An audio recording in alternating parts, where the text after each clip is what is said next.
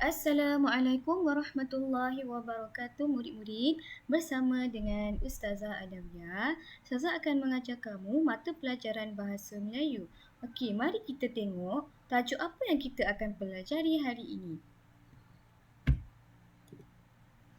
Tajuk yang kita akan pelajari hari ini adalah kata nama khas.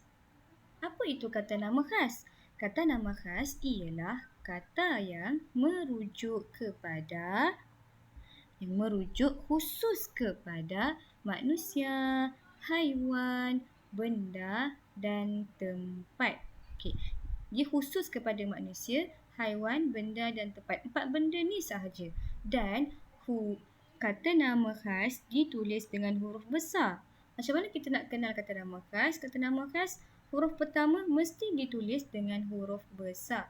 Okey, mari kita tengok satu persatu contoh untuk kata nama khas. Okey, contoh yang pertama yang merujuk kepada manusia, Fatih, Cikgu Adawiyah, Dr. Shiva. Bukan ini sahaja contohnya, ada banyak lagi contoh yang merujuk kepada kata nama khas bagi manusia. Okey, yang kedua adalah haiwan. Apa dia? Kata nama khas, sang belang, si comel dan sang keldai. Dan ada lagi contoh yang lain. Okey. Kata nama khas yang ketiga yang merujuk kepada benda ialah Proton Saga, Kamus Dewan dan Dewan Siswa. Dan ada lagi contoh yang lain. Dan yang terakhir adalah kata nama khas merujuk kepada tempat, iaitu Kuantan, Kota Eva Musa dan Seri Kembangan. Itu adalah contoh bagi kata nama khas. Okey, untuk kamu tahu lebih lagi, kita akan pergi kepada contoh ayat setiap kata nama khas yang merujuk kepada 4 perkara. Okey, mari kita tengok sama-sama.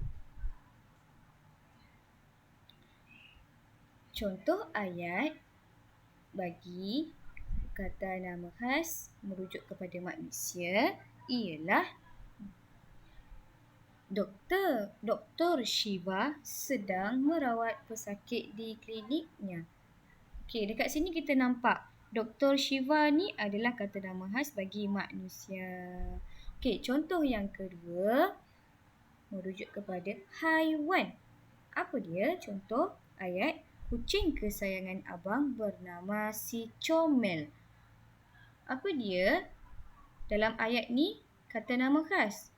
Okey, kata nama khas ialah si Comel. Si Comel ni merujuk kepada haiwan. Itu adalah kata nama khas bagi haiwan. Okey, yang ketiga, benda. Contoh ayat, Amira suka membaca Kamus Dewan di perpustakaan. Okey, apa dia contoh? Apa dia dalam ayat ni? Apa dia? Kamus Dewan. Kamus Dewan ini merujuk kepada kata nama khas bagi benda. Okey, yang terakhir ialah tempat. Tempat. Kakak suka mendaki di Gunung Kinabalu. Dalam ayat ni, apa yang kita nampak? Okey, Gunung Kinabalu. Gunung Kinabalu ni ialah kata nama khas bagi tempat. Okey, semua ni adalah contoh ayat untuk setiap kata nama khas merujuk kepada manusia, haiwan, benda dan tempat. Okey, seterusnya mari kita bincang sama-sama. Gariskan kata nama khas yang terdapat dalam ayat di bawah. Okey, dia minta gariskan. Okey, contoh ayat yang pertama, Dr. Marlinda sedang merawat pesakit di kliniknya. Apa dia kata nama khas yang terdapat di dalam ayat ni? Okey, saya bagi contoh, Dr. Marlinda. Dr. Marlinda ialah kata nama khas yang merujuk kepada manusia. Okey, untuk 2, 3 dan 4 kamu boleh buat sendiri. Okey, soalan seterusnya kita pergi kepada B. Baca kata nama khas, tulis di tempat kosong. Okey, soalan dia suruh letakkan kata nama khas di tempat yang kosong. Dia sudah bagi jawapan dah ni. Kamu hanya letakkan di tempat yang sesuai. Okey, contoh yang pertama. Berkokok pada waktu pagi. Kita dah tahu dah apa haiwan. Kalau berkokok ni mesti haiwan. Merujuk kepada haiwan iaitu si jalak. Si jalak berkokok pada waktu pagi. Itu ialah kata nama khas. Merujuk kepada haiwan. Okey, untuk soalan nombor 2, 3 dan 4 kamu boleh buat sendiri. Okey, soalan yang terakhir. Pilih jawapan yang betul. Dia suruh pilih jawapan yang betul. Nombor 1, merupakan guru bahasa Melayu kelas tahun 1 tekun. Apa dia yang kita nak isikan di tempat kosong ni? Pilih jawapan yang betul, sama ada A, B, C atau D. Kamu bulatkan antara A, B, C, D. Mana dia jawapan yang betul? Dan sama juga untuk soalan 2, 3, 4 dan 5.